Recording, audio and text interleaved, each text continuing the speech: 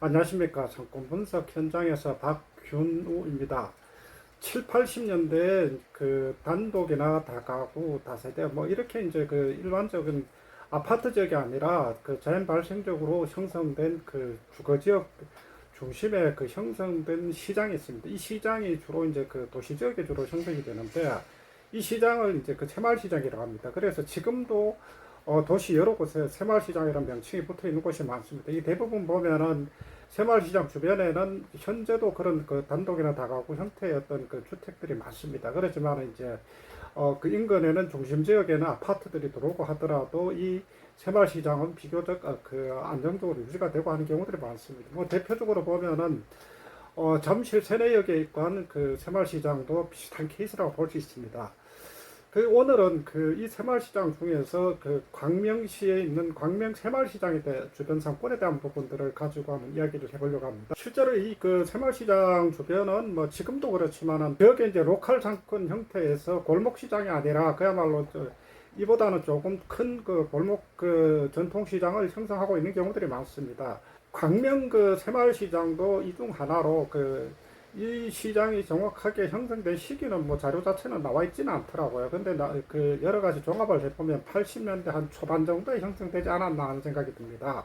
이 광명 그 새마을시장 주변에는 단독이나 다가구, 뭐 다세대 형태의 주택들이 상당히 많았습니다. 그러나 이제 90년대에 넘어오면서 주변 지역이 그 블록을 형성해서 아파트가 개발되고 2000년까지 이제 그 한 10여 년 동안은 중간중간에 이제 아파트들이 형성되었습니다. 그리고 2020년도에 들어오면서 그 2000년도 그 10년 이후에 이제 그 형성되었던 그 강명 뉴타운 지역 사업이 이제 본격적으로 시작이 되면서 광명 새마을시장 주변에도 이제 2020년도 전후해서 입주하고 하는 그 뉴타운 아파트들이 이제 많이 생겨나게 됩니다.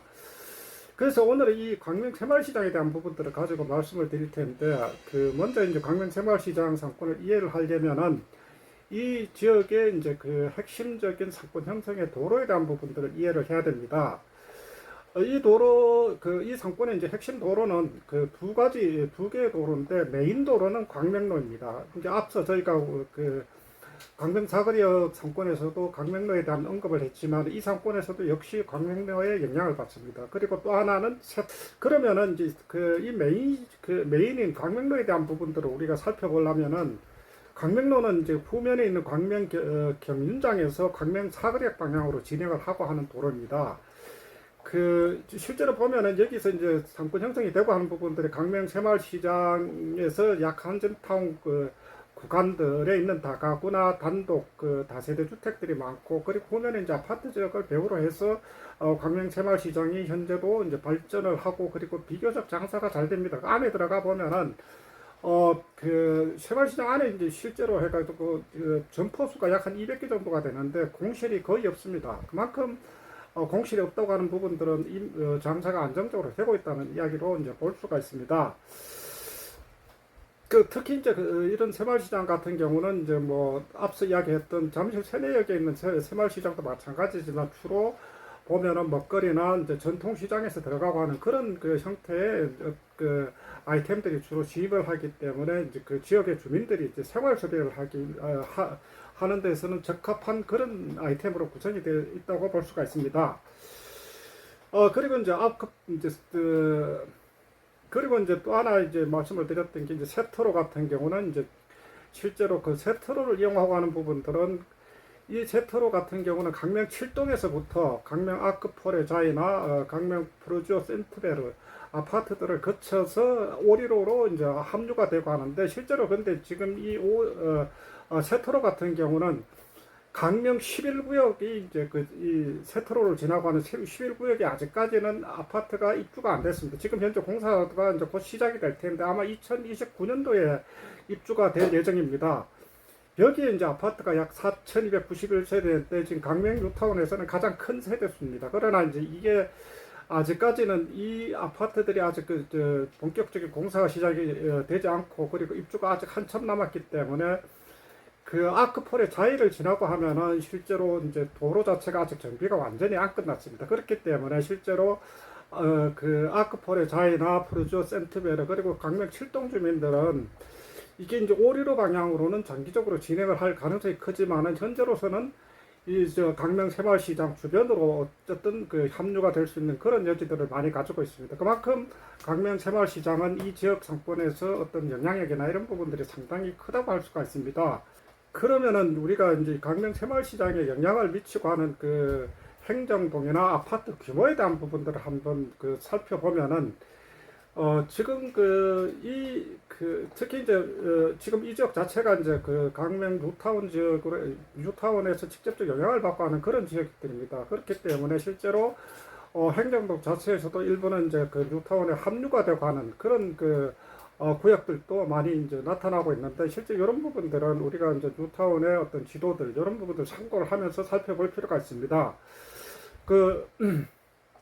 강명 새마을시장 영향을 받고 하는 행정동으로는 강명 5동이 있습니다. 강명 5동은 이제 위치가 이제 강명 새마을시장에서 북쪽 편입니다. 그래서 이제 그 북쪽에 이제 아파트 지역이 주로 있는데, 그리고 여기가 이제 서쪽은 목감천이고, 그리고 동쪽은 사실은 이제 사이에 광명로를 따라가지고 다가구나 단독주택들이 많이 있습니다. 실제로 아직까지는 완전히 이제 개발이 다 끝났다고 볼 수는 없습니다. 그러나 이제 강명 5동 같은 경우는 지금 실제로 이제 상권이 이제 조금 확장이 되면 강명 사거리하고 연결되겠지만, 현재 한진타운 아파트까지 이전에 입구한 구간들, 그러니까 한진타운 입구한 부분들에서 지금 강명 새마을시장 쪽으로 입구한 그 배후 아파트 지역들은 실제로 강명 새마을시장을 이용할 가능성이 큽니다. 그만큼 그렇기 때문에 그 주변의 어떤 상권 형성에 대한 부분들도 이런 강명 5동의 이제 분포나 이런 부분들을 살펴볼 필요가 있습니다. 그리고 다음은 강명 6동인데, 강명 6동은 강명로를 중심에 두고 강명 새마을시장 남쪽에 광남중학교 일대가 주로 이제 강명 6동에 해당이 됩니다. 실제로 여기하고 이제 붙어 있는 경우가 강명 7동인데, 7동은 경륜장에서 세터로, 그리고 강명 아크폴의 자이 주변을 주로 이제 7동으로 이제 보는데, 실제로 6, 7동 같은 경우는 가장 어떻게 보면은 강명 5동보다는 오히려 강명 새마을시장에 대한 어떤 충성도가 좀 더 높은 행정동으로 볼 수가 있습니다. 이 지역의 이제 대략적인 인구수는 약 한 48,000명에서 한 5만 명 정도가 됩니다. 그리고 이제 세대수가 2만 세대가 조금 상회합니다. 그리고 이제 세대당 인구가 2.41명, 그리고 평균이 한 44.7채 정도 됩니다. 그런데 이제 앞서 이야기했다시피 지역에 이제 어떤 뉴타운이 들어오거나 뭐 이렇게 이제 새롭게 신규 아파트가 들어가면은 평균 연령장 자체가 떨어지고 하는 부분들이 있지만, 이 지역 자체는 독특하게 실제로 이제 뉴타운이 다른 지역들도 비슷한 사례들도 많지만은, 어떻게 보면은 기존에 있던 주민들이 많이 입주를 했습니다. 그리고 또 하나가 이제 이 지역의 뉴타운의 특징 자체가 보면은 아파트 평형대가 큰 평형대가 별로 없습니다. 주로 이제 중소형 평형대가 많기 때문에 기존 주민들이 오히려 진입을 하기가 좀 더 용이합니다. 그렇다 보니까 사실은 이제 제가 아는 분들도 강명 뉴타운에 투자를 했던 분들이 있는데, 실제로 그러다 보니까 아파트 값이 신축 아파트로 봤을 때는 다른 지역에 비해서는 그렇게 많이 올랐다고 볼 수는 없습니다. 그 점 때문에 이제 평균 연령 자체도 44.7세라고 하는 부분들이 실제로 이제 신도시나 택지지구 같은 경우는 새롭게 이제 아파트가 들어오고 하면은 그분들 같은 경우는 이제 초기에 진입했을 때 평균 연령이 대략 한 40세가 조금 안 됩니다. 그거는 이제 무슨 이야기냐면은 이런 신도시나 신축 아파트 택지지구 같은 경우는 외부에서 새롭게 진입을 하기 때문에 연령대가 비교적 낮습니다. 그러나 이제 이런 뉴타운 같은 경우는 기존 주민들이 입주를 하기 때문에 평균 연령 자체가 실제로 4, 5세 정도는 신도시나 이제 택지지구에 비해서 올라간다고 하는 점들을 우리가 이제 염두에 두고 어떤 개원이나 이런 부분들을 입지를 정할 때도 참고를 할 필요가 있습니다. 다음은 이제 아파트 현황들을 한번 살펴보면은, 주로 이제 아파트 현황들은 실제로 지금 행정동의 분포들하고 비슷하게 가는데, 광명로에서 이제 한진타운의 남쪽에 있고 한 부분들, 그리고 세터로의 이제 강명 아크폴의 자이 남쪽에 있는 부분들입니다. 이게 이제 대략 보면은 10,000세대가 조금 넘습니다. 10,000세대가 조금 넘는데, 이 중에서 이제 뉴타운 구역에 해당되고 하는 부분들이 16구역이 이제 강명 아크폴의 자이가 2104세대입니다. 이게 이제 2021년 4월에 이제 입주를 했고, 15구역이 프루지오 센트베르인데 이건 1335세대로 2022년 10월에 입주했습니다. 19역이 이제 호반 서밋 아파트인데 이게 이제 1051세대입니다. 이게 2024년 10월에 입주했습니다. 그래서 주로 입주 시기는 2020년 이후에 이제 그 입주가 하는 그런 그 아파트들로 이제 볼 수가 있습니다. 그리고 아직까지 이제 미입주되고 그리고 공사가 진행하고 하는 부분들은 구구역에 있는 그 광명 오동 지역의 롯데캐슬 시그니처입니다. 이게 1509세대인데 이게 내년 10월 달에 입주가 할 예정입니다. 다음에는 이제 그 상권 형성과 메디칼 상가에 대한 부분들을 광명 그 새마을시장 주변에 대한 부분들을 한번 그 설명을 드리겠습니다.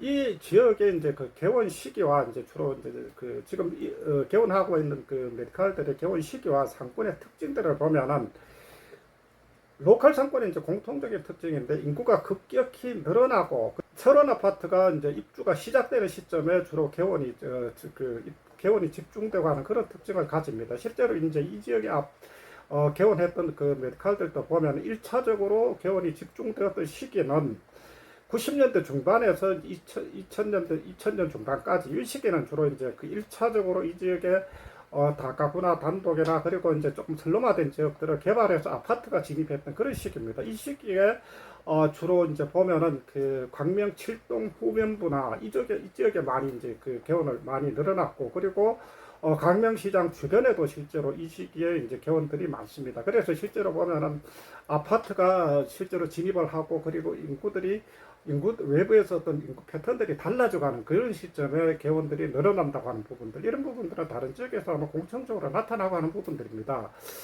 그리고 이제 2차적으로는